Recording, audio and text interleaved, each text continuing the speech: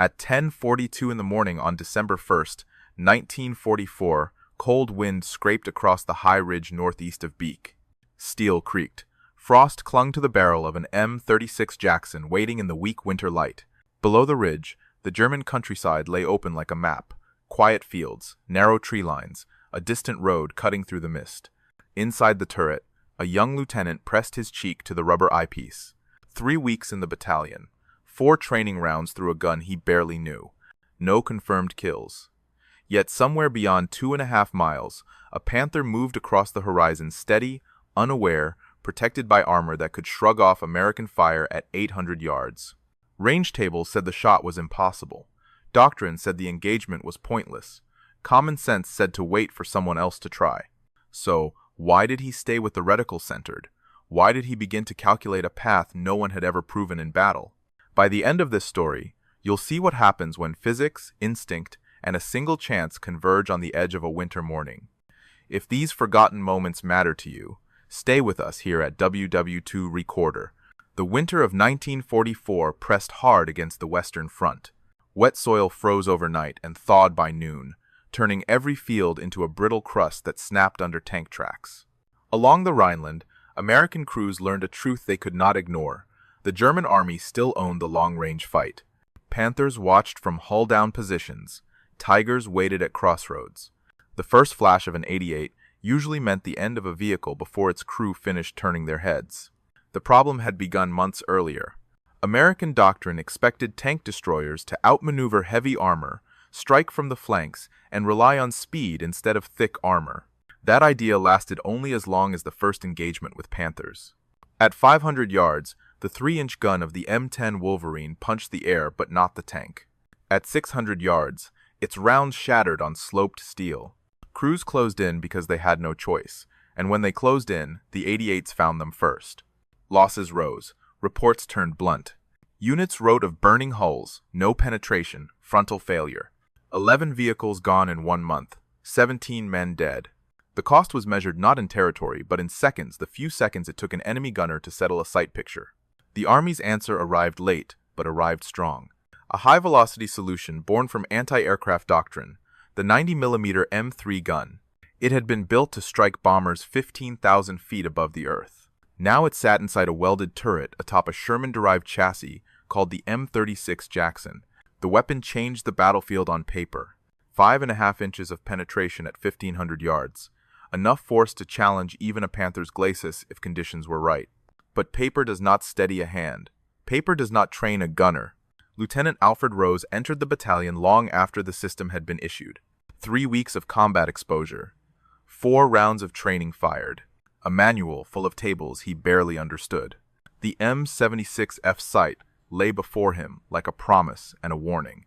Its range scale stretched farther than any tank duel he had ever heard described. 4,600 yards, printed cleanly on the reticle like a dare. Why would a sight include such a mark? Why would engineers design for distances no doctrine allowed? The answer rested in physics. The 90mm shell left the barrel with enormous velocity over 2,700 feet each second, enough to carry steel across miles before gravity, air resistance, and wind peeled away its energy. The gun could send a round that far. The question was whether a human could guide it. Understanding that question required knowing the limits. At 1,000 yards, drop was manageable. Crews compensated using known elevation clicks. At 2,000 yards, drop grew into yards of curvature. At 4,000 yards, a round might fall dozens of yards below the line of aim unless the elevation was tuned with near-surgical care. A quarter-degree error in traverse meant missing by an entire road width. A gust of crosswind could push the round sideways farther than a tank was wide. These were not theoretical issues for Rose. They shaped the world inside his turret. The M36's turret spun by manual traverse. No stabilizers, no powered correction. A gunner's shoulder and wrist set the aim.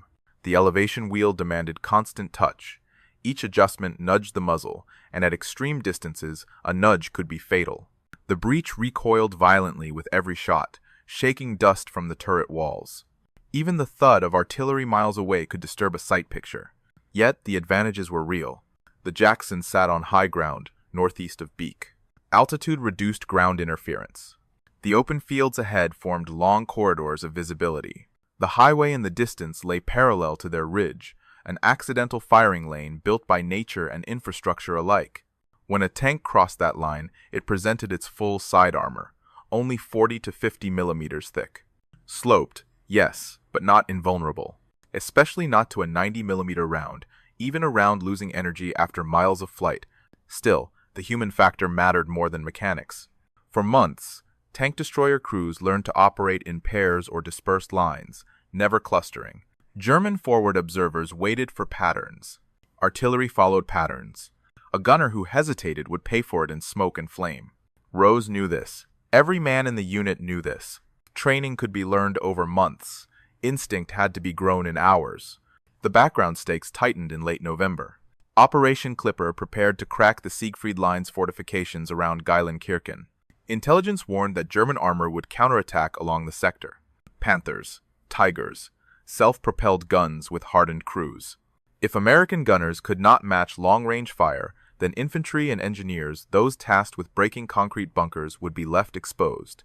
The Jackson, therefore, was not just a new weapon. It was a deadline, a mandate, a test under fire. To operate it effectively, Rose needed to understand the M36 F-sight. The system used a fixed magnification optic aligned to a reticle marked in 100-yard increments. The markings assumed standard ammunition M82 armor-piercing capped rounds with a predictable ballistic curve. Each line on the reticle represented a point where drop and remaining velocity intersected. At shorter ranges, the system was intuitive. Aim at the center mass, marking for 800 yards. Fire, adjust. At longer ranges, precision required bracketing, shooting short, then long, then walking the elevation toward the target. Artillery used that method. Tanks did not. Tanks could not. Firing multiple ranging shots at a moving Panther was suicide, unless the Panther was so far away it could neither hear the blast nor see the flash. That condition defined the extreme. That condition set the boundary. The boundary also came from ammunition. The M82 round carried a hardened cap and explosive filler. At 500 yards, it broke through over 5 inches of armor. At 1,000, slightly less.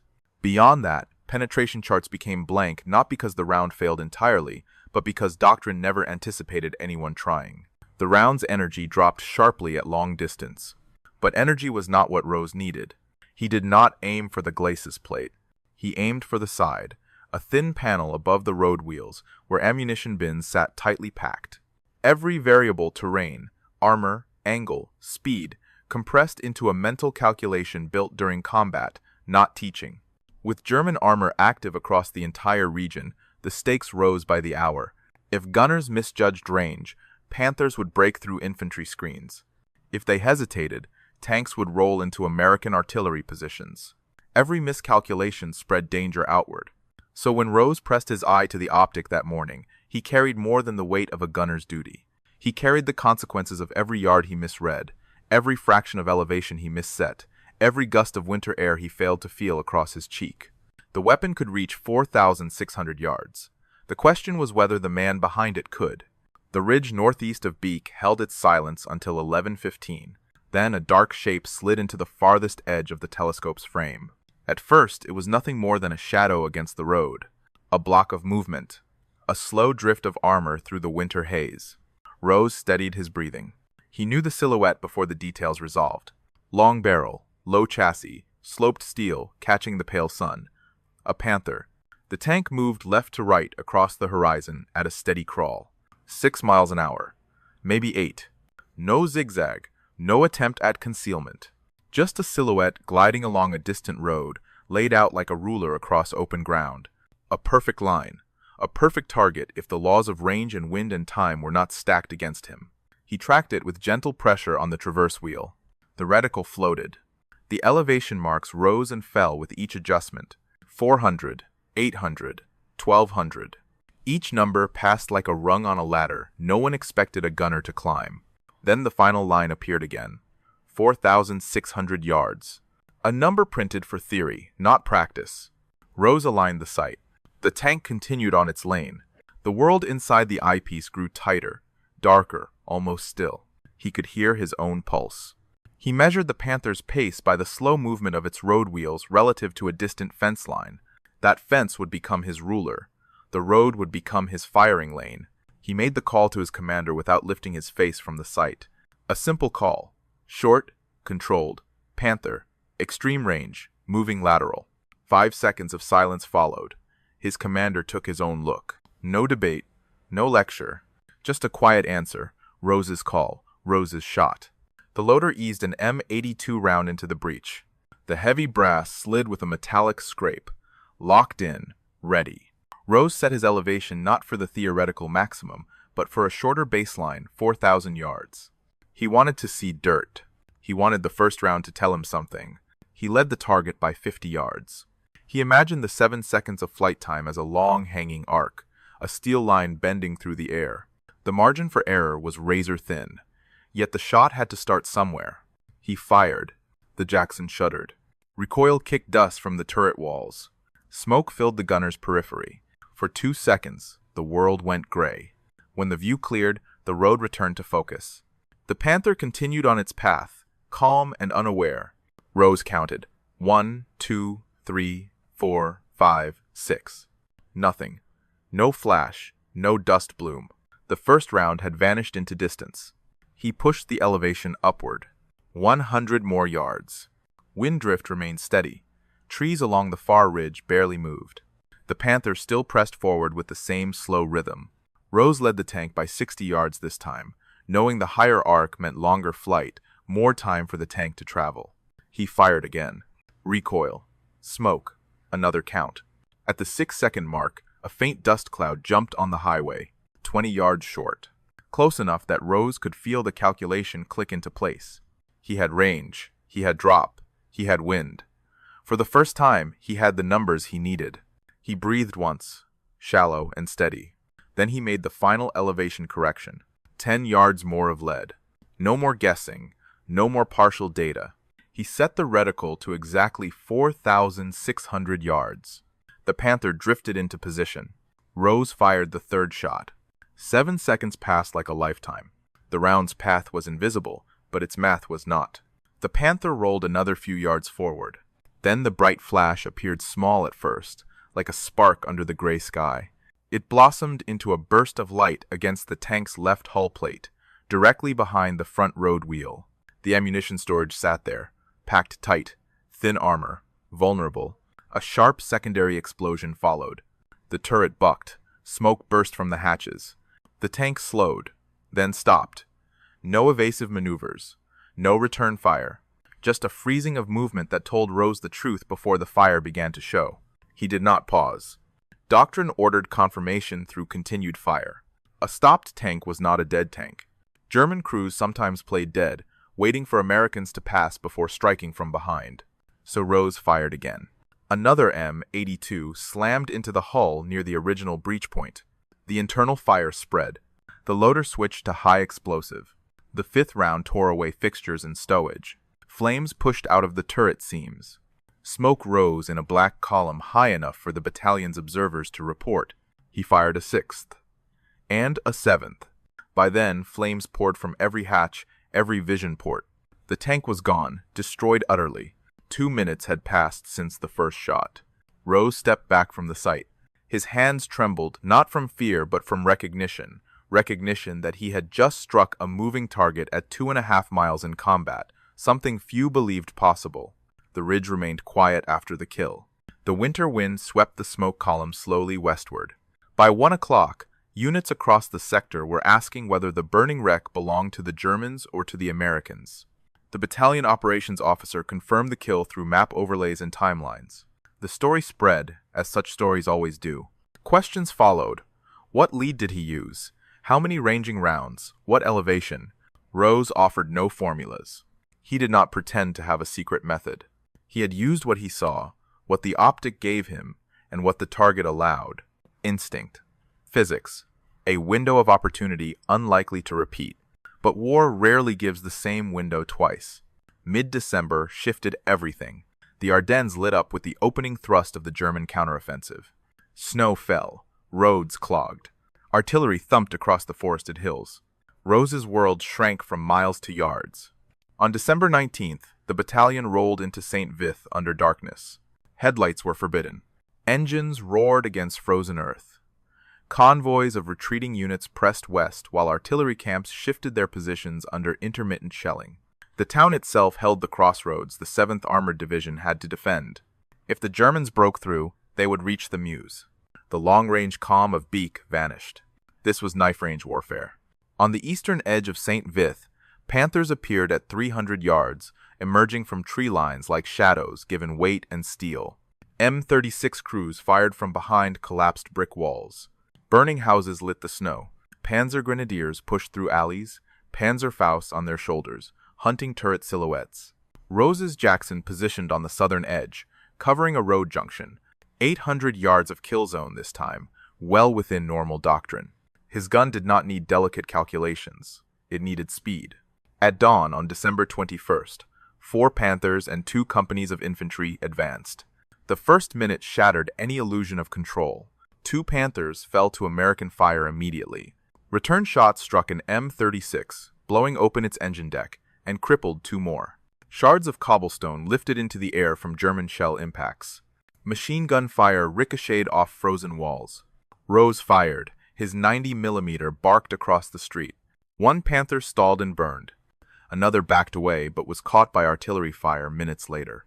The fight lasted 14 minutes short, violent, absolute. When it ended, 4 German tanks burned among the ruins. American losses. 3 destroyed tank destroyers. 11 crewmen killed or wounded. Rose survived. He had not needed 4,600 yards.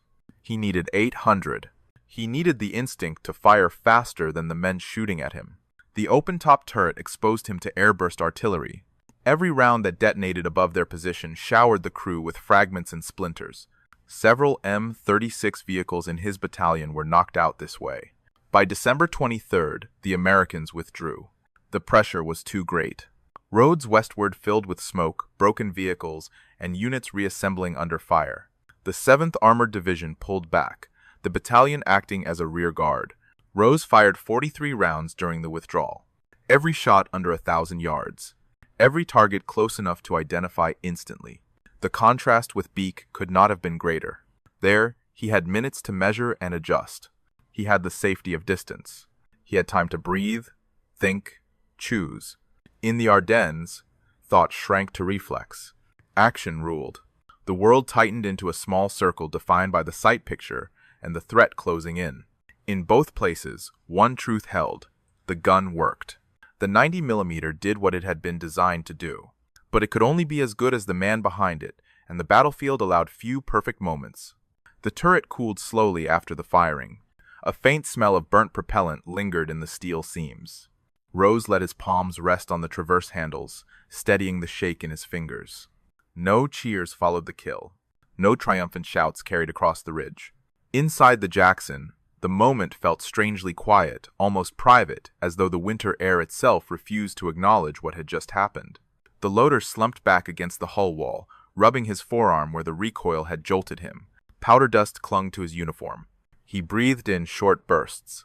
For weeks, he had wondered whether the new gun would ever give them a chance. Now he had watched it do something he would replay in his mind for the rest of his life.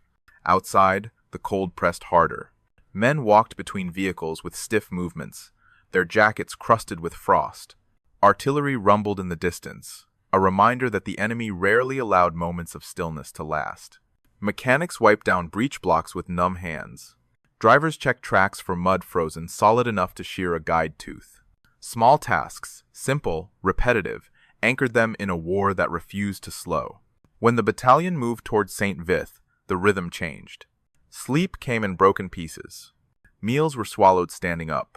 The cold seeped into joints, into knuckles, into the seams of gloves that were never warm enough. Rose watched new replacements climb into their vehicles with wide eyes, trying to memorize controls they had only touched in stateside training yards. He saw their hesitations. He remembered his own. In St. Vith, the glow of burning houses lit the snow, a deep orange that made shadows stretch unnaturally long. Crews worked by that light, tightening engine belts, checking radio leads, passing ammunition by hand from truck to turret. Fingers bled from cracked skin. Men spoke little. The sound of distant tank engines' high revs shifting through gears was enough to draw every head upward. Between engagements, Rose taught what he could. He showed new gunners how to estimate distance by the width of a road, how to feel the elevation wheel through gloves, how to trust the rhythm of their own breathing. They asked him about the long shot. He told them not to count on it. Most fights, he said quietly, will be close enough to see faces if the hatches are open. Those words stayed with him. During the withdrawal westward, Rose saw the toll more clearly than any casualty list could show. Crews sat in open-top turrets with soot on their cheeks and red around their eyes, exhaustion etched into the way they moved. Each man carried a different weight, a letter unwritten, a memory from home, the sound of a vehicle that never made it back into line. War reduced everything to essentials: food, warmth, ammunition, breath. Yet within that reduction lived the human truth Rose never forgot. Survival depended not only on steel and velocity, but on the quiet resolve of men who worked, endured, and fought beside him. For the United States Army in late 1944, armored warfare was still evolving under fire. American doctrine had grown from the belief that mobility could offset heavier enemy armor, that speed and flexibility would win the day even when a gun's penetration fell short. But Normandy changed that calculus. The appearance of Panthers and Tigers forced planners to confront a harsh truth. Firepower mattered as much as maneuver, and the battlefield punished any force that could not strike at distance. The M36 Jackson became the symbol of that adjustment. Here was a vehicle built not from theory alone, but from the urgent need to match German guns yard for yard. Its 90mm weapon gave American crews a fighting chance, and the shot at 4,600 yards demonstrated something the Army had only modeled on firing ranges, that the tool was capable of more than the manuals dared claim. To American observers, the shot revealed how far technology could be stretched when the battlefield offered the right alignment of terrain, timing, and human judgment. It did not rewrite doctrine. It did not change the fundamentals of tank destroyer tactics.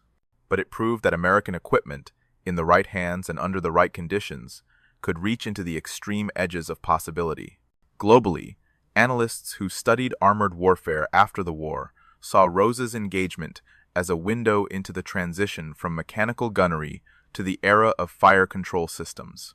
In 1944, gunners relied on optics, instinct, and experience. By the early Cold War, armies would replace those instincts with stabilized platforms, ranging computers, and laser measurement. Rose's achievement stood at the hinge point between those worlds, a reminder of what human calculation once accomplished before electronics took the burden. Other nations noted it as well. British and Canadian reports referenced the 4,600-yard kill when assessing the limits of direct fire engagements. Soviet analysts included it in early Cold War doctrine as an example of how Western guns might perform in long-range duels across open terrain. The shot did not shift global strategy, but it marked a boundary line, a demonstration of maximum effective reach under ideal conditions. In the United States, the story lived quietly inside training briefs at Fort Knox. Instructors used it to remind new gunners that weapons often possessed untapped potential, and that understanding a system's full envelope could save lives when conditions changed unexpectedly. Yet those same instructors warned that extreme range could not replace fundamentals. Most kills, they emphasized, happened inside 1,000 yards. Rose himself repeated the same message to the replacements he trained. As the war moved east toward the Rhine, the Army's attention turned away from singular moments and toward the broader push that would end the conflict. But Rose's shot remained, embedded in after-action reports and preserved in the memories of those who witnessed it. It was a rare intersection of skill and circumstance, one that highlighted both the strengths and the limitations of the tools America carried into the final months of the war. And as the world shifted toward new doctrines and new machines, the long shot from that ridge near Beek continued to whisper a simple truth. Even in an age of steel and calculation, the human element still mattered. By the spring of 1945, the landscape of Europe was changing faster than any map could capture. German armor, once feared for its reach and resilience, now appeared in fragments: burned-out Panthers on village roads, silent Tigers stranded for lack of fuel, broken silhouettes scattered along riverbanks. The war no longer unfolded as a contest of distance. It unfolded as a final struggle through collapsing cities and narrow fields scarred by months of retreat. Rose moved with the battalion through the Ruhr pocket, then toward the Elbe. Each engagement felt smaller than the last, not in danger but in scale. The great armored clashes of earlier months had given way to isolated duels, brief flashes of fire, short bursts of movement. Most German crews fought with the desperation of men who knew the end was closing around them. Many left their machines behind, choosing survival over a final shot. On April 23rd, Rose fired the last 2 combat rounds of his war. A lone Panther emerged from a farm lane at 600 yards, trying to slip east before American forces sealed the escape route. 2 hits ended the attempt. The tank burned quietly, without the violent secondary explosions he had seen near Beek. Rose watched the flames rise and fade, and for the first time, the scene felt strangely muted, like an echo of an earlier moment now drifting out of reach. By the time Germany surrendered on May 8th, Rose had 47 confirmed kills. 46 of them occurred at normal battle ranges, inside 1,000 yards. Only one came from the far edge of possibility, a shot across 2.5 miles that seemed almost unreal in the months that followed. When the battalion received orders to redeploy for operations in the Pacific, Rose prepared to train a new generation of gunners. But the summer changed everything. The war ended before his skills could be used again. He left active duty in 1946, turning down an offer to become an instructor at Fort Knox. He had given enough of his life to gunnery, enough to the mathematics of survival, enough to the silence that followed each shot. The record he set on December 1st did not follow him home. It remained in after-action reports, in typed lines filed neatly inside the archives. He never sought to retell the moment, never wrote about it, never gave an interview. Decades passed before historians revisited the file. They read the distances, the testimony from the commander, the map overlays that confirmed the line of fire. They traced the mathematics and compared it with later engagements. And they placed his shot within a lineage that would not be surpassed until the Challenger crew in 1991 made their own impossible calculation on a desert battlefield. Yet, even as technology advanced, laser rangefinders, thermal sights, ballistic computers, the human element of Rose's moment remained unmatched. He had no digital readouts, no stabilized optics, no automatic corrections. Only an optic built on wartime steel, a range scale etched in narrow lines, and the quiet resolve of someone who understood what was at stake for the men beside him. That is why the shot endures. Not because of the number, not because of the record, but because it captured a fleeting moment when training, instinct, and circumstance aligned at the edge of what anyone believed possible. A moment that illuminated both the strength of the machine and the fragility of the people who operated it. In the end, the war left him with memories he rarely spoke of. A ridge covered in frost, a thin line across a telescope's glass, the distant flash of a tank struck in silence, and the long years afterward, when peace demanded a different kind of courage, the courage to carry history without letting it define the rest of a life. Some stories survive because they are loud, others survive because they whisper. Rose's story is the second kind, a quiet reminder that even in vast conflicts shaped by nations and machines, a single decision by a single person can leave a mark that lasts far beyond the battlefield. If this history made you pause, if it reminded you of someone who served, or of a story passed down in your family, we invite you to share it below. These memories strengthen the record more than any archive can. And if you want to stay with us as we uncover more hidden corners of the war, subscribe to wwii Secret Archives. We tell the stories that deserve not to be forgotten. Before you go, a question. When one extraordinary moment rises from an ordinary life, what part of it stays with us the longest, the shot itself, or the quiet afterward?